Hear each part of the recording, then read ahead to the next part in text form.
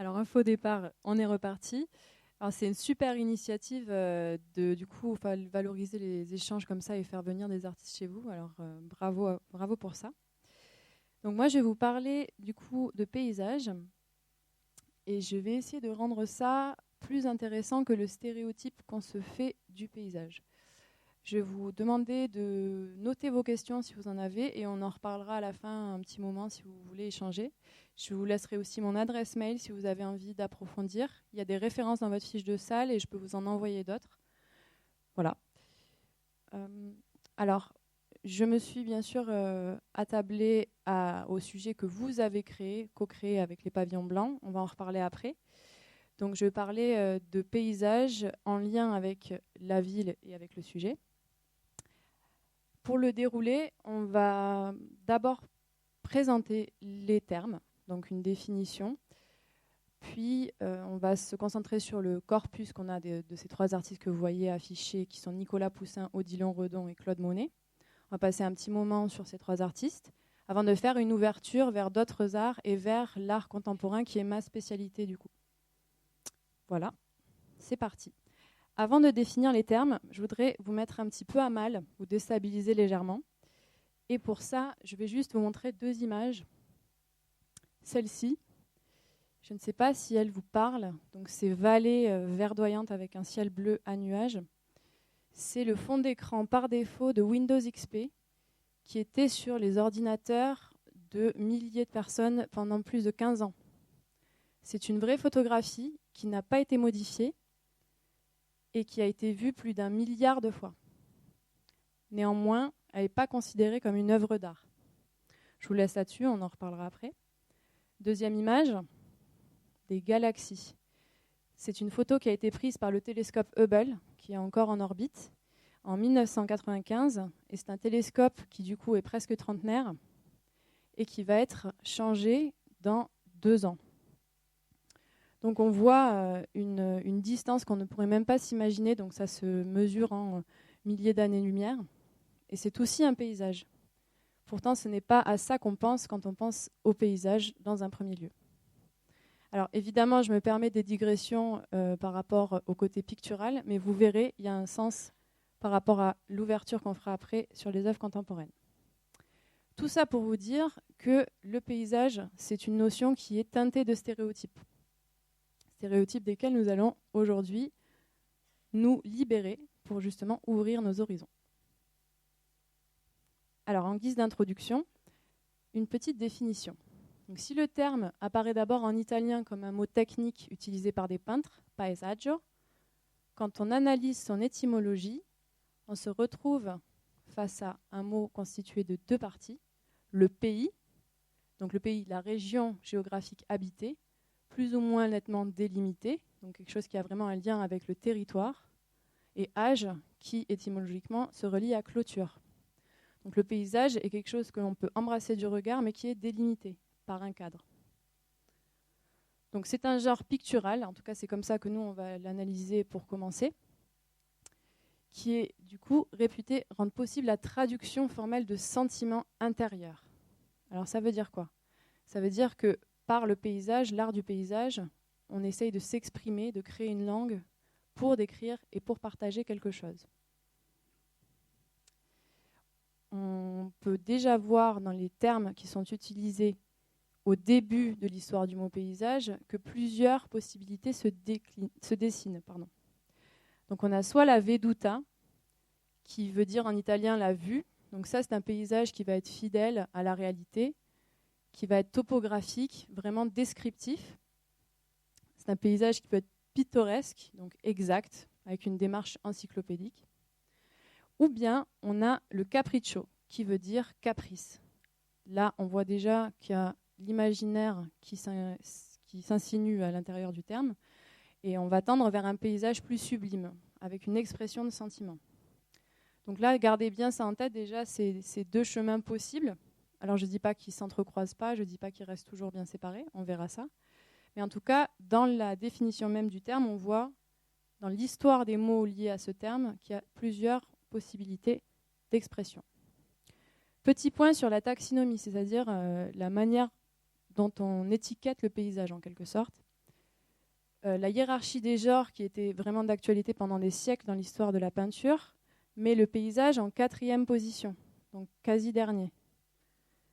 Le paysage était presque considéré comme un genre mineur, avec la peinture d'histoire en genre star, du coup, de la peinture, avec les immenses tableaux de peinture d'histoire que l'on connaît tous.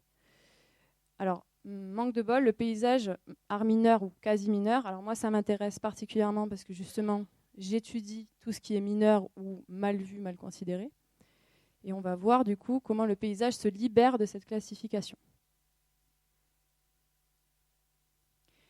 Du coup, je me suis un petit peu posé des questions par rapport à l'art et la ville. Je me suis demandé un petit peu comment délimiter mon propos par rapport au sujet que vous m'aviez donné, du coup aux pistes que vous avez vous-même construites. Donc j'ai fait les liens, justement voilà les liens, les interactions, les échanges entre l'art, la ville, le paysage, la ville, et du coup d'une manière un petit peu plus générale, la nature et la culture, même si c'est un petit peu stéréotypé et qu'on verra que c'est pas si simple, vous vous en doutez. Donc, je me suis posé la question du jardin et de sa place dans la pratique des artistes. Donc, on reviendra dessus, vous vous en doutez bien, avec Monet, pour ceux qui connaissent son jardin. Et la sensibilité individuelle de l'artiste par rapport à son environnement. Ce que je veux dire par là, c'est comment un artiste, quand il grandit dans les paysages qu'il voit, quand il se forme, comment est-ce qu'il intègre ces éléments-là dans son art ensuite? Est-ce que ça a un poids? Quel poids ça a? Pour finir, bien sûr, les parcours et les expériences des artistes par rapport à leur précarité pendant leur vie ou les succès, les refus, on verra ça aussi. Est-ce que ça influe sur leur art et sur l'expression qui se trouve du coup dans les paysages? Le corpus, du coup, Poussin, Redon, Monet. Sans tarder, on commence. Alors, j'ai beaucoup d'informations à vous communiquer avant de passer aux images. Je vais essayer d'être le plus intéressante possible parce qu'il y a beaucoup de choses à dire, notamment sur Nicolas Poussin, qui est considéré comme un génie de la peinture aujourd'hui, mais qui peut aussi être un petit peu entaché de stéréotypes, puisqu'on le considère comme quelqu'un de classique. Alors classique, ça peut vite rimer avec ennuyeux. On va voir que c'est évidemment pas le cas quand on s'y intéresse d'un peu plus près. Petite anecdote avant de commencer sur ces éléments biographiques. En 2007, La fuite en Égypte, un tableau qu'il a peint en 1658, donc on est avec un peintre du XVIIe siècle, est acquis par le musée du Louvre pour 17 millions d'euros. Alors que le premier tableau qu'il a vendu, il ne l'a vendu qu'au prix de 60 livres, soit en 1628, environ 1350 euros.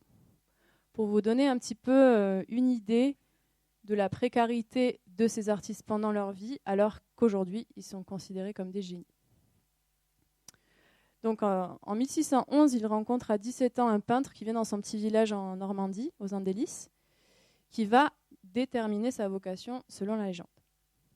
Il n'a pas de formation particulière, pas de style, il ne correspond pas à une tradition, il se construit plutôt contre. Alors, j'ai mis là des mots que vous ne connaissez peut-être pas. Le maniérisme, le caravagisme et le baroque. Alors, caravagisme, c'est les tenants de Caravage. Et maniérisme et baroque, c'est des formes qui sont libres du mouvement, de la profusion des ornements, des passions galantes, quelque chose de très dramatique au sens vraiment pathos du terme. Et lui, il va opposer à ça un retour au classicisme grec, attention, pas sans passion, on va le voir, avec des inspirations italiennes, parce qu'il a beaucoup vécu en Italie, où il a fréquenté un réseau international de peintres, très important du coup le réseau dans la circulation des idées, et dans le fait qu'il s'est lui-même construit, pas dans une école ou dans un style, mais qu'il était plutôt l'électron libre, qui se construisait contre ce qui était à la mode à l'époque, c'est-à-dire les styles dont je vous ai parlé juste avant. Il a été le peintre du roi, il a fait les allers-retours entre Rome et Paris, et il commence à décliner lorsque son mécène principal décède en 1657, puis sa femme, puis lui-même. Ce qui est intéressant à voir, c'est qu'à la fin des années 1640, sa main commence à trembler. Gardez bien ça en tête, c'est important, on va y revenir plus tard. Il a donc un handicap qui l'empêche de créer comme il le souhaiterait. Ça va être quelque chose qui va le gêner, mais qui ne va pas l'empêcher de peindre jusqu'à la fin de sa vie. c'est intéressant d'analyser la réception que l'œuvre de Nicolas Poussin laisse derrière lui et l'historiographie, c'est-à-dire la manière dont on l'a étudié. S'il est considéré à une certaine époque comme un peintre classique, puisque vous le verrez, il y a beaucoup de références à l'épure antique, à une antiquité rêvée, à une antiquité harmonieuse, quelque chose de très géométrisant.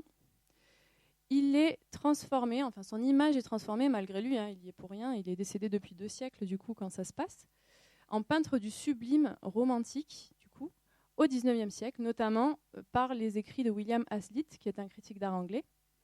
Et pour correspondre en fait aux besoins, on va dire, d'inspiration de l'époque romantique du XIXe, Poussin est transformé de peintre classique à peintre du sublime. Alors, comment ça se fait? On va voir ça du coup quand on va observer les œuvres. On va essayer de comprendre qu'est-ce qui est sublime dans son paysage et comment on peut le faire passer de classique à sublime.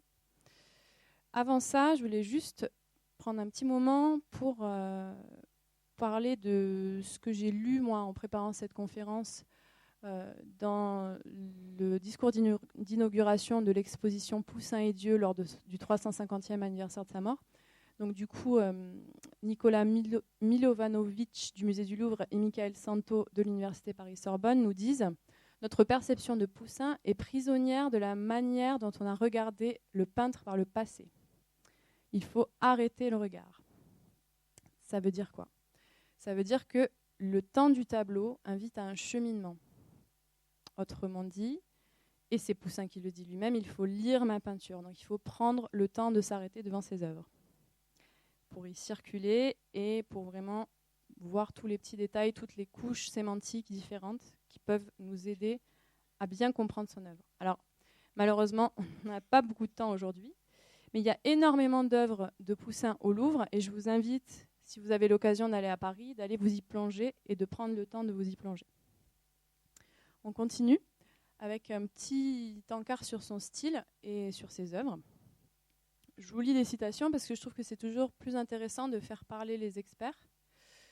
Ici, Pierre Rosenberg, qui était un ancien directeur du Louvre, spécialiste de Nicolas Poussin, qui nous dit « Poussin n'est pas paysagiste, il est le peintre de la nature, sans nul doute le plus grand peintre de la nature, son poète et son philosophe. Poussin est le poète de la nature, l'interprète du renouvellement de ses cycles, de sa violence et de sa grande puissance. » Ça nous aiguille un peu vers cette idée que Poussin, on l'appelle le peintre érudit. Donc, il disait lui-même, il faut lire ma peinture. Et le peintre des gens d'esprit. Donc, je vous ai déjà parlé des différentes couches sémantiques, on va y revenir. Poussin, dans une lettre de 1647, dit lui-même « Nos braves anciens Grecs, inventeurs de toutes les belles choses, ne manquaient jamais de s'en remettre à la raison, laquelle nous astreint à ne pas passer outre certaines bornes, à observer avec intelligence et considération l'ordre déterminé par lequel chaque chose se conserve en son essence. » Donc vous sentez bien déjà cette idée d'harmonie, d'équilibre, de rigueur presque. J'essaie de vous synthétiser dans les 3 mots ci-dessous, un petit peu les grandes lignes de son style pictural. Alors l'idéalisation, ne pas représenter la nature telle qu'elle est, mais telle qu'elle doit être. Ce n'est pas une nature réaliste qu'il va représenter, mais c'est une nature idéale, teintée de quelque chose de très méditatif, qui va pousser à la réflexion et à la poésie. On va y revenir en regardant les œuvres. Classicisme, géométrie, épure, rationalisme, rigueur, référence constante à une antiquité rêvée. Là aussi, vous verrez dans les tableaux que nous allons analyser pourquoi je dis ça.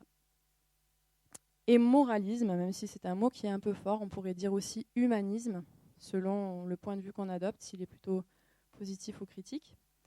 Donc la figure humaine est toujours présente dans ces paysages, mais vous verrez, le paysage prend une grande place. C'est même le premier acteur du tableau. Quand on dit que c'est un peintre littéraire, c'est parce qu'il a des sujets allégoriques. Donc il y a toujours un contenu moral, symbolique et philosophique. Sans trop tarder, on va passer à l'illustration, parce que le plus important, c'est quand même de voir les œuvres. Alors voici la première. Paysage de tempête avec Pyramétis B. Alors il me semble, voilà, j'avais noté les dimensions de cette œuvre qui sont colossales. Donc c'est 1,92 par 2,73, on parle de mètres. Hein. Donc imaginez-vous, c'est très grand. C'est déjà très grand ici. Alors, donc c'est un sujet qui est tiré des Métamorphoses d'Ovide. Et pour vous donner un petit peu la ligne directrice, c'est l'apparition brutale de la mort dans la nature. Pourquoi je dis ça ? Parce que Thisbé attend. Alors, c'est une histoire d'amour hein, qui peut être un petit peu comparée à Roméo et Juliette. Donc, c'est très shakespearien. Il y a du drame. C'est pour ça que je vous disais qu'il y a de la passion. Donc, c'est une histoire assez classique entre guillemets quand on connaît Roméo et Juliette. Pyrame attend son amant. Un lion arrive, l'effraie, laisse tomber son voile. Elle disparaît, l'amant arrive, voit le voile, du coup pense qu'elle a été dévorée par le lion, se tue, elle revient, elle voit le corps, elle se suicide. Bon, c'est très classique, hein, on connaît ça. Voilà. Qu'est-ce qu'on remarque néanmoins ? Les personnages sont très petits. Ils sont même presque ridicules. Alors que la nature, elle est là, elle est théâtralisée. On a un point de fuite central. On a une composition qui est vraiment étagée, donc avec des différentes strates comme ça de composition, avec des nuages très menaçants qui pourraient être l'allégorie de la mort, qui arrivent comme ça, hop là. Il n'y a quasiment pas de lumière, en fait. Les tonalités sont très sombres. Et la nature est vraiment le théâtre de l'action. On a une présence humaine avec ces bâtiments en arrière-plan, qui sont sous le coup de projecteur du dernier rayon de soleil avant la tempête. Et ce n'est que du décor. Donc la ville ici a vraiment une place de décor. Elle nous signifie la présence humaine à l'arrière-plan. On continue. C'était pas une blague hein, quand je disais que prendre le temps, ça va pas être possible aujourd'hui. Donc vous irez au Louvre et vous prendrez le temps. Puis c'est toujours mieux de voir les œuvres dans la vraie vie, on est d'accord, hein, on voit bien mieux toutes les nuances des couleurs, etc. Alors paysage avec Orphée et Eurydice. Orphée et Eurydice, je ne sais pas si vous vous souvenez, mais c'est le couple qui, remonté des enfers, devait ne pas se retourner avant d'être sorti pour pouvoir, du coup, alors c'était Orphée qui était allé chercher sa douce Eurydice, et bon, finalement ça ne s'est pas passé comme prévu puisqu'il s'est retourné trop tôt. Et là, en fait, c'est le moment qui précède toute cette histoire, puisqu'ils viennent de se marier et Eurydice se fait piquer par un serpent. C'est le personnage qui est au centre, alors qu'Orphée joue de la lyre et ne se rend compte de rien. Elle est ici. Donc là, c'est un petit peu similaire au tableau qu'on a vu avant. On a la mort comme présence menaçante qui arrive par le biais de la nature, avec les nuages sombres qui arrivent comme ça par en haut. Et qui se répond du coup avec le premier plan un peu avec des couleurs sombres et des contrastes assez forts. Et cette fumée à l'arrière-plan énigmatique, dont on ne comprend pas vraiment le sens. Il y a beaucoup d'interprétations qui ont été faites par les chercheurs en histoire des arts, parce que, comme je vous disais, il y a énormément de strates de sens dans l'œuvre de Poussin. Donc il y a d'abord la strate du sujet allégorique, puis la strate poétique avec tous les éléments de la nature qui font référence du coup au drame qui arrive en fait. Voilà, donc l'ensemble de l'œuvre de Poussin et surtout ses paysages pourraient être vus sous ce prisme-là de réflexion sur la tempête des passions, en sachant que la nature est toujours écrasante et le sera de plus en plus au fil de la carrière de Poussin. On voit ici qu'il y a quasiment plus de présence humaine, à part, je vous ai fait des petits zooms sur du coup ces présences architecturales. Donc on voit la ville au loin, mais elle est très peu présente. Il y a vraiment une nature qui est incroyable, avec des tonalités vertes, avec des détails, des précisions dans les feuilles qui sont absolument incroyables, et ce reflet de l'eau. Et on a ces deux personnages à l'avant-plan qui sont très intéressants. Un jeune homme qui boit avec ses mains et un homme qui l'observe et qui réfléchit. Donc, paysage avec Diogène, le titre du coup de cette œuvre, qui est une allégorie du renoncement. C'est-à-dire Diogène, qui voit ce petit garçon boire à main nue, décide de renoncer à sa coupelle d'eau Donc c'est une illustration exemplaire de l'insignifiance du coup de la vie matérielle et de la condition dérisoire de l'homme, ce qui est encore plus appuyé par la nature qui est si somptueuse et presque écrasante. Alors, cette dimension morale, elle va de pair, selon les chercheurs en histoire des arts, avec les idées stoïciennes que développe le peintre dans les années 1650, c'est-à-dire les idées de dépouillement. Donc, il lit beaucoup Montaigne et il y a cette idée de laisser tomber le côté matériel des choses et beaucoup réfléchir au sens de la vie. Et cette œuvre, elle montre bien que c'est une peinture méditative. Et c'est dans ce sens-là qu'elle est humaniste, parce qu'elle pousse à la réflexion. Donc, par le prétexte, entre guillemets, du paysage, de la beauté de la nature, on a une réflexion toujours sur la condition de l'homme. Dernière œuvre de Poussin que je voulais vous montrer, Le Printemps, qui est une œuvre tardive et qui est du coup issue des 4 saisons. Alors sur Le Printemps, pareil, un prétexte à méditation, méditation qu'on a tous déjà entendu quelque part, Adam et Ève qui montre la pomme à Adam, ça suffit pour des heures de discussion au coin du feu, vous vous en doutez bien. Cette œuvre est un testament pictural de Poussin qui montre que vraiment en évoluant vers la fin de sa carrière, rappelez-vous, il y a toujours ce handicap de la main qui tremble, la nature est quasiment... elle fait vraiment 95% de la surface de la toile, avec une finesse d'exécution des feuilles malgré cette main qui tremble, donc on est quand même impressionné. Je voulais finir par celle-là parce qu'elle montre bien le côté se questionner, méditer, réfléchir. La peinture est un art qui doit tout à la pensée. Ça, c'est vraiment l'idée de Poussin, avec cette nature qui prend le pas sur la figure humaine. Voilà. Donc c'est vraiment une œuvre magnifique. Et on voit qu'il y a beaucoup plus de profondeur que uniquement ce côté superficiel du paysage dont on se douterait comme ça si on le voyait avec une image stéréotypée. Donc pourquoi je vous montre tout ça? Parce que Poussin peut être un petit peu considéré comme un peintre tellement classique, entre guillemets, qu'il en est presque ennuyeux. Et en fait, quand on voit toutes ces profondeurs poétiques, métaphysiques, philosophiques, c'est juste passionnant. Donc, il a vraiment inventé un langage pictural pour parler de choses essentielles, en fait, de nous, de la condition de l'homme. Sans transition. Ah si, je vous ai mis juste un croquis pour vous montrer qu'il y a aussi une phase préparatoire, parce que c'est bien beau de voir toutes ces peintures magnifiques, mais l'artiste est avant tout un travailleur et il y a quand même des croquis, des choses qui montrent que le travail évolue, et pour Poussin en plus avec une composition géométrisante, étagée, etc. Donc je trouve qu'ici ça se voit bien sur tous les différents niveaux de profondeur et d'étage. Et Poussin a été quelqu'un qui a énormément inspiré par ce côté géométrisant, notamment, et on aurait du mal à le croire, mais Cézanne. Cézanne qui a trouvé chez Poussin les éléments géométriques qui l'ont poussé vers le cubisme. Comme quoi, c'est pas parce qu'un artiste est révolutionnaire et avant-gardiste qu'il ne peut pas s'inspirer de quelqu'un qui, des siècles avant lui, était révolutionnaire, mais à une toute autre façon, bien sûr. Donc il n'y a pas un refus catégorique générationnel du classicisme et du passé. C'est très intéressant, je trouve. On continue sur Odilon Redon.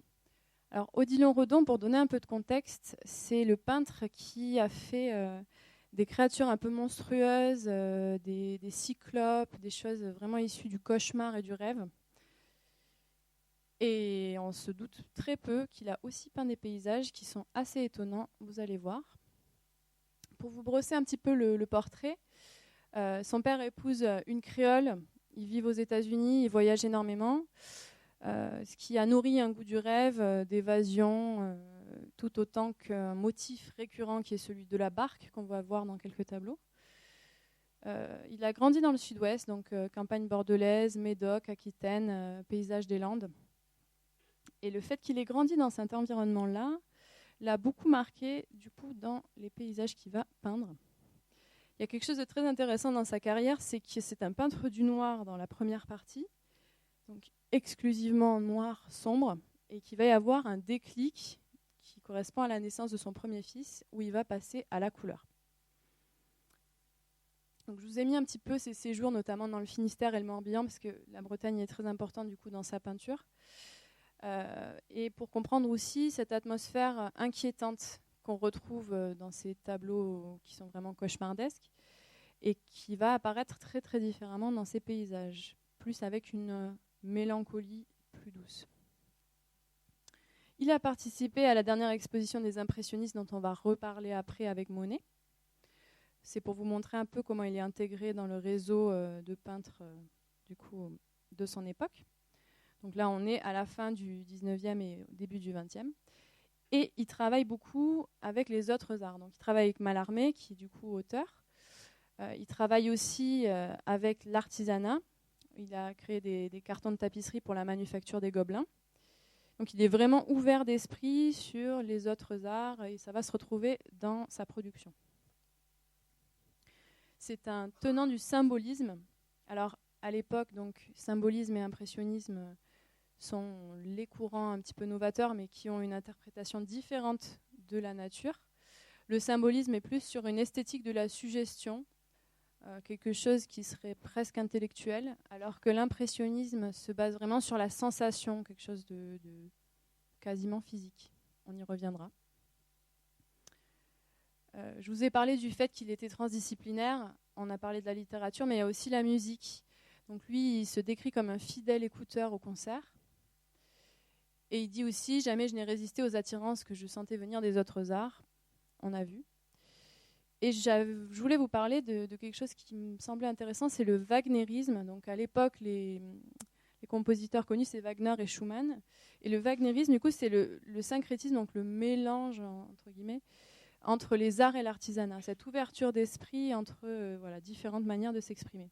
Donc on se détache vraiment de cette idée de la peinture d'histoire, la peinture à l'huile. Ça reste très académique. Alors qu'ici, on prend de la liberté, une vraie liberté formelle, et ça va se retrouver dans son art. Il est très empreint des mécanismes du rêve et du cauchemar, donc avec l'onirisme. Le monde de l'étrange, du fantasmagorique, le subjectif, l'énigmatique. Je vous ai parlé de la mélancolie, donc il y a vraiment cette poésie-là dans ces paysages. Et voilà, on a parlé de la liberté par rapport au formalisme, l'innovation, le modernisme. Donc on est vraiment là au début du XXe, dans quelque chose de très, très moderne. Et des allers-retours incessants entre réalité et imaginaire, une vraie sensibilité au paysage. Donc la nature est vraiment une source d'inspiration.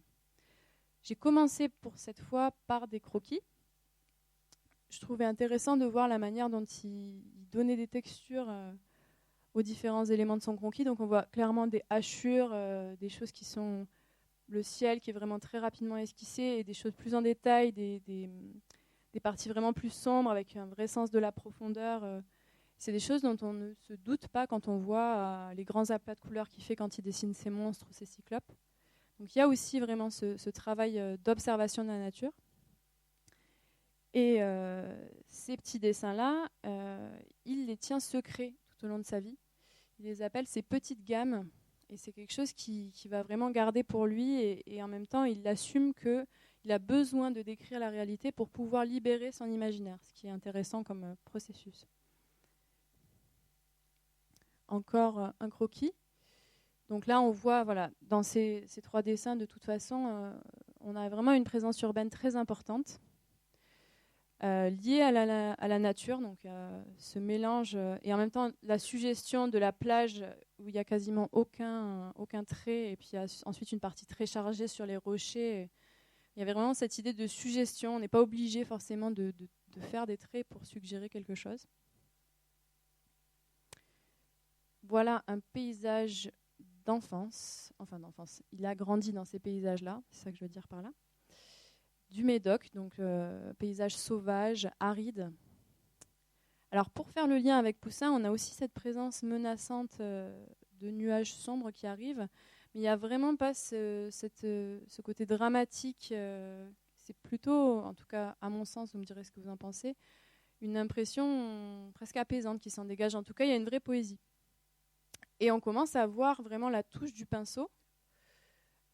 c'est pas une touche lisse, c'est-à-dire on voit la trace vraiment de la brosse, alors que chez Poussin, c'est une trace invisible, vraiment invisibilisée, malgré les tremblements de sa main, encore une fois, qui auraient pu laisser trace.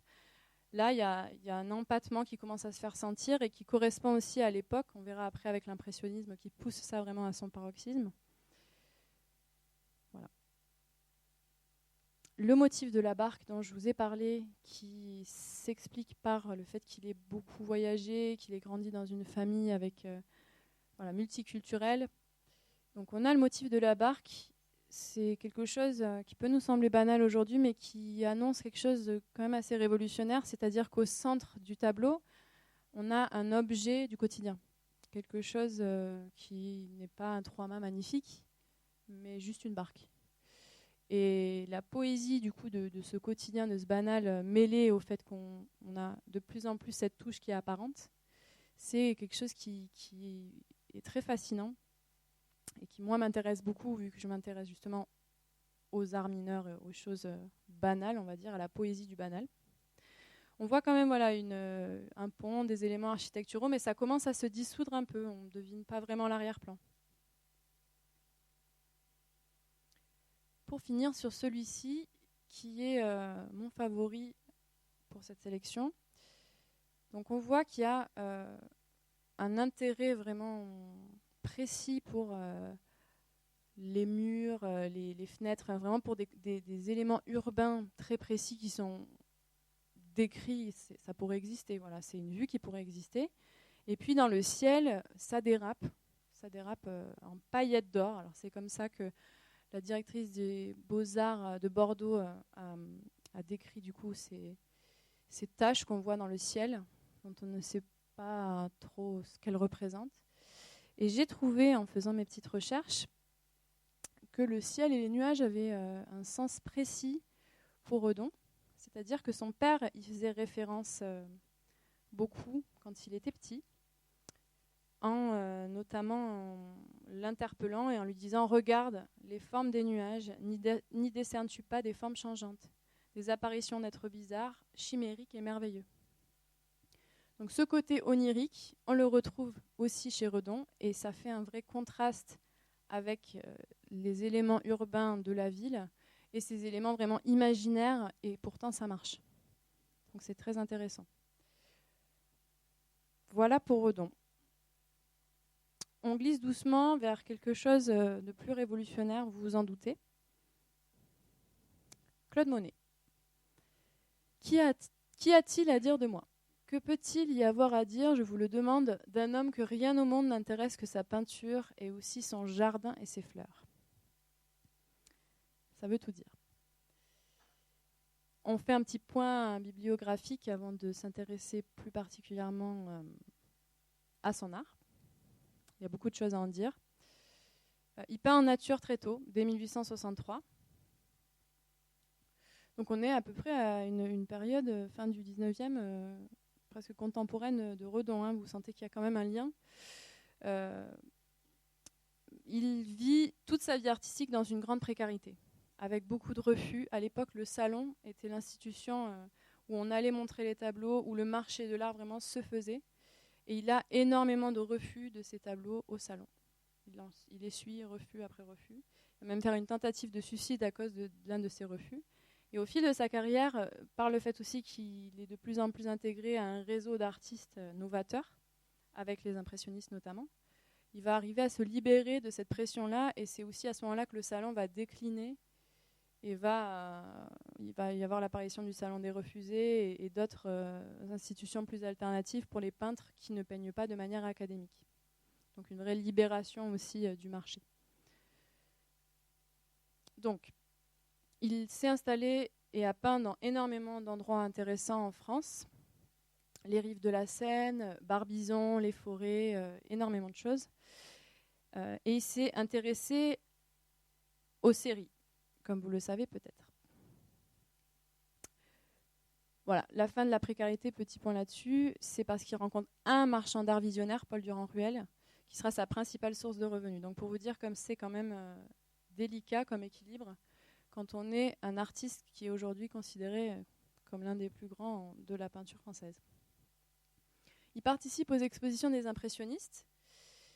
Et lors de l'exposition de 1874, dont on va reparler parce qu'il y a un tableau très important qu'il va falloir qu'on voit, le critique d'art Louis Leroy invente le mot impressionnisme en voyant une de ses œuvres qu'on va étudier. J'y reviendrai donc. Alors les séries, ça commence très tôt.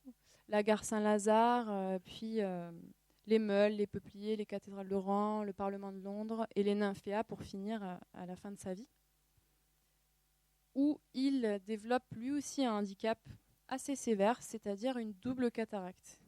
Donc vous imaginez que pour peindre, c'est compliqué. Il va néanmoins peindre jusqu'au dernier jour de sa vie. Et c'est aussi la raison pour laquelle les Nymphéas ont cet aspect de plus en plus dissous et abstrait. On y reviendra aussi, pas avec les Nymphéas, avec autre chose. Je me suis concentrée sur des éléments urbains, parce que j'ai trouvé ça intéressant et c'est quelque chose dont on parle quand même assez peu. Donc vous allez voir, les œuvres que j'ai sélectionnées sont moins connues pour la plupart que celles qu'on a dans notre imaginaire commun. Celle-ci, je la trouvais très intéressante parce que comme pour les barques, il y a le sujet, voilà, ce qui est central dans le tableau, c'est le chemin de fer. Chemin de fer qui est vraiment la nouveauté technologique de l'époque, industrielle. Donc c'est un paysage qu'on pourrait décrire comme industriel, avec du coup énormément de travail sur les textures, que ce soit au niveau des brins d'herbe, du reflet de l'eau, des différentes touches qui forment les vagues, mais aussi de la fumée, la texture de la fumée.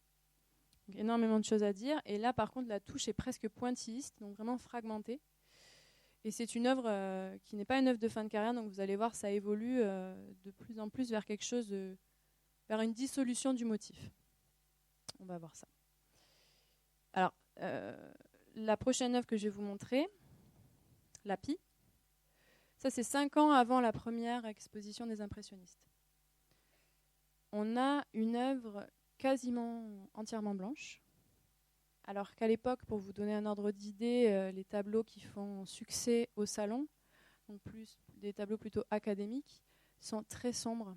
Donc quelque chose qui est quasiment blanc, c'est vraiment novateur, c'est vraiment révolutionnaire. En plus, il y a très peu de présence humaine, à part voilà, la maison qui est vraiment suggérée en arrière-plan, et cette petite pie qui résonne presque comme une note de musique sur une partition. Et ce qui est intéressant, c'est qu'on voit bien ici que Monet s'intéresse aux textures. Donc la neige, comment représenter la neige, comment représenter les reflets de l'eau, comment représenter ce quelque chose qui disparaît à peine on le prend dans la paume de sa main. Et c'est vraiment quelque chose qui va nous aider à comprendre l'impressionnisme, parce que l'impressionnisme, c'est capturer le fugitif, capturer le temps, le mouvement, les vibrations. Donc il y a beaucoup d'études de la scène gelée avec des blocs de glace ou de la neige, beaucoup de travail autour de la texture. Donc je trouvais ça vraiment intéressant comme démarche, et c'est complètement différent de ce qui se fait à l'époque officiellement, on va dire.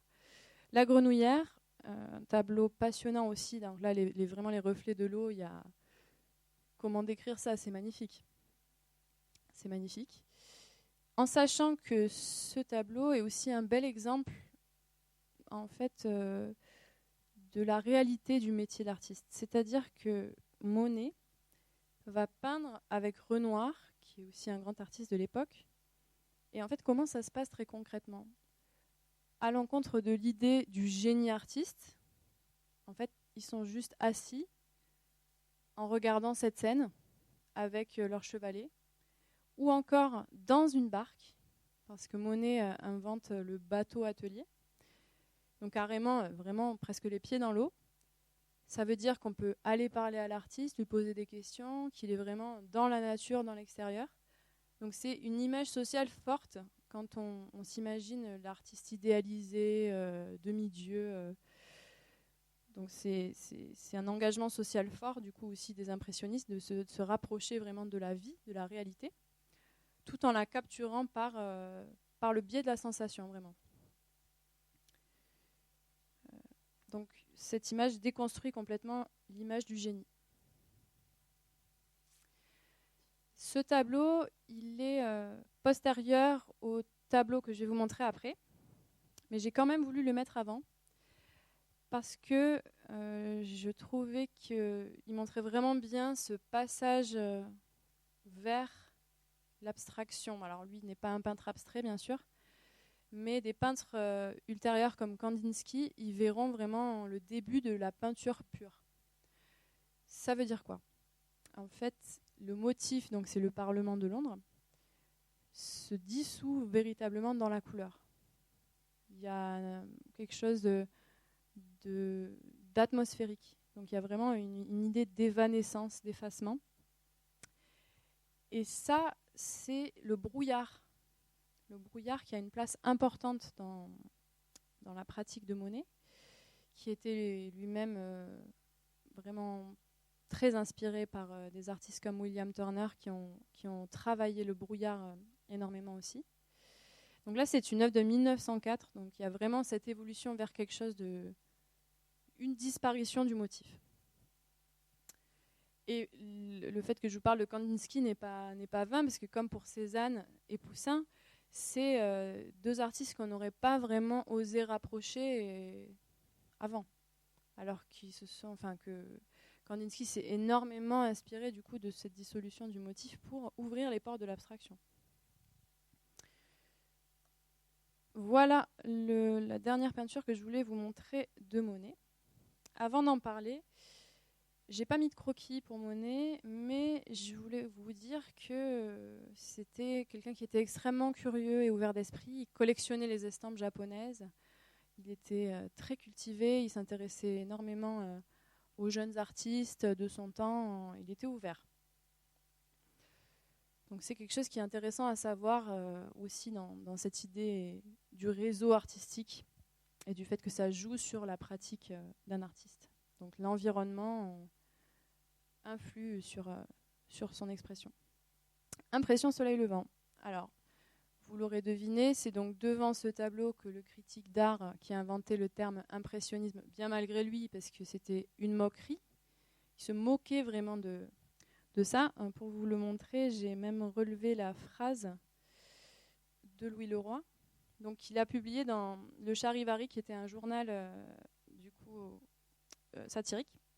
Que représente cette toile? Impression, j'en étais sûre. Je me disais aussi, puisque je suis impressionné, il doit y avoir de l'impression là-dedans. Pensait-il, évidemment. Le mot est resté, les impressionnistes s'en sont saisis. Donc d'abord dans cet esprit de boutade, mais en fait c'est resté. Et aujourd'hui, ce qui est fou, c'est que l'impressionnisme, c'est un courant qui est presque considéré avec nos yeux à nous comme quelque chose d'institué et de classique. Alors qu'à l'époque, c'était révolutionnaire.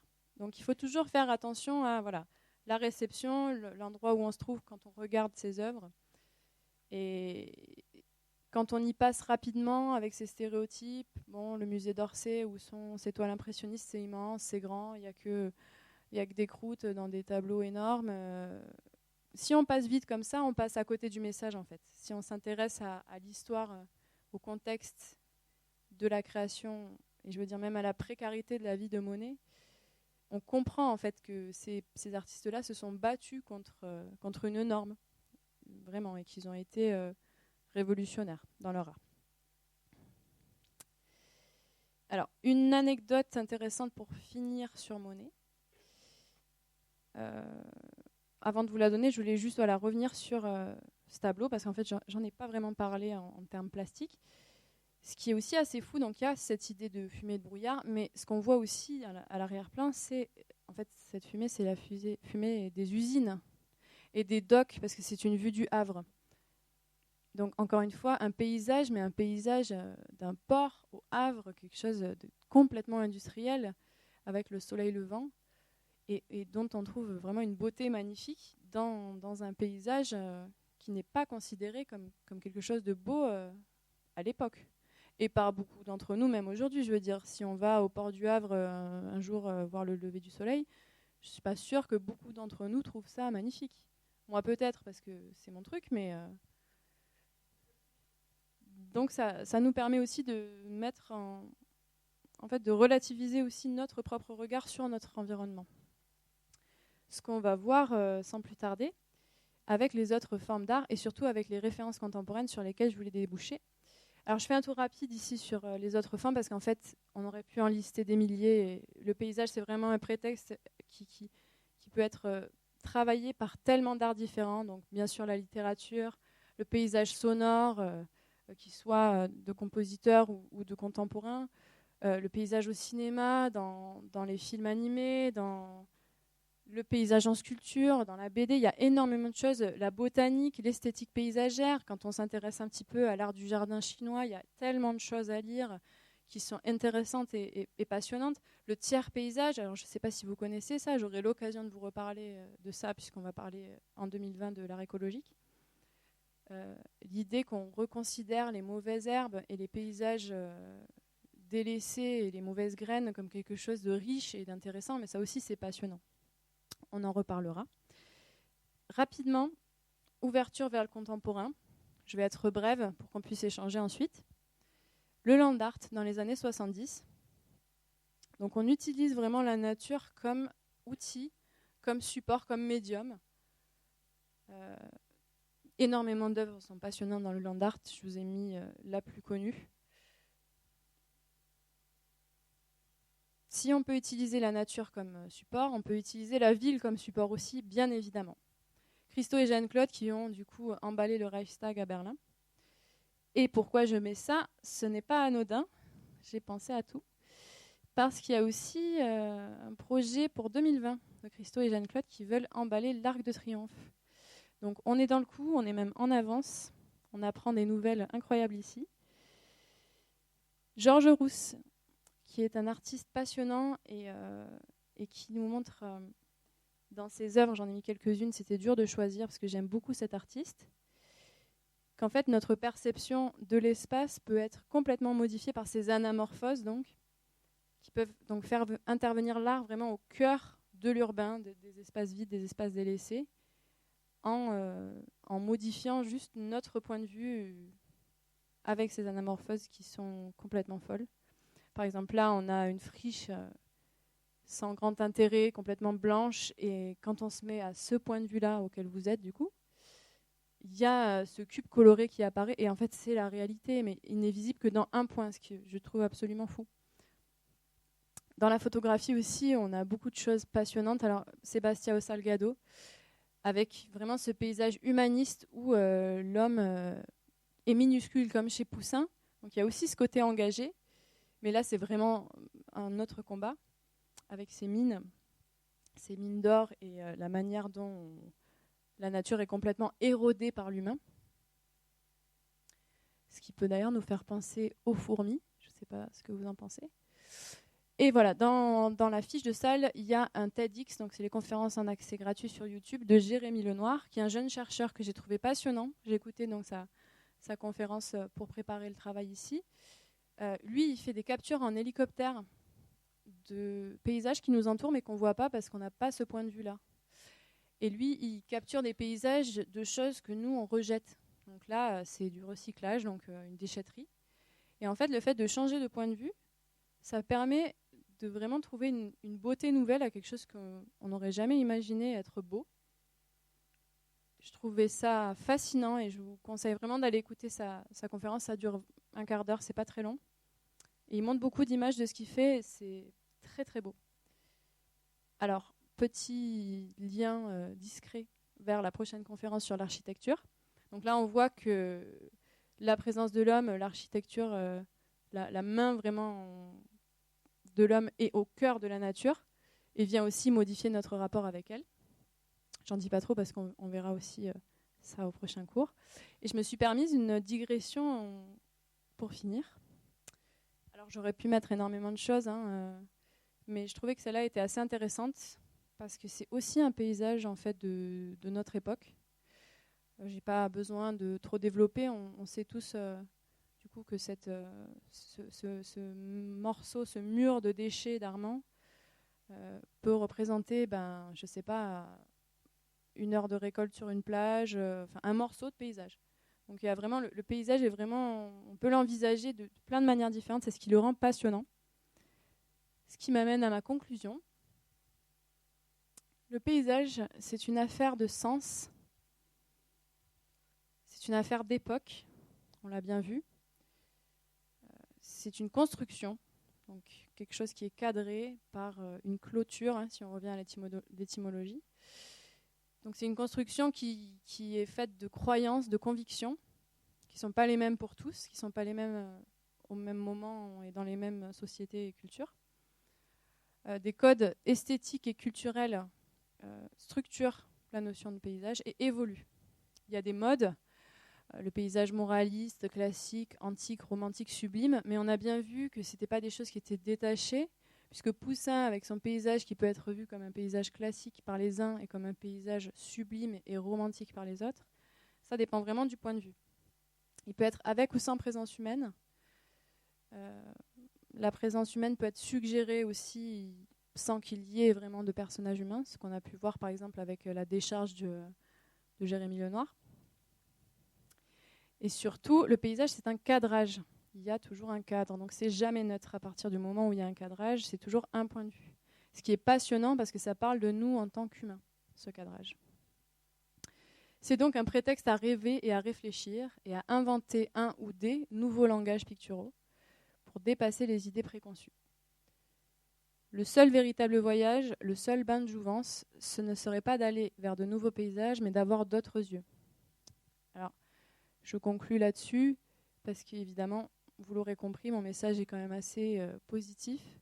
Le paysage, qu'il soit peint, qu'il soit photographié, qu'il soit une installation, etc., c'est d'abord une histoire de regard. Et pour pouvoir enrichir constamment son regard, il faut avoir d'autres yeux, ça veut dire rester ouvert à l'altérité. Et c'est vraiment cette vision-là du paysage que je voulais faire passer ce soir. Je vous remercie.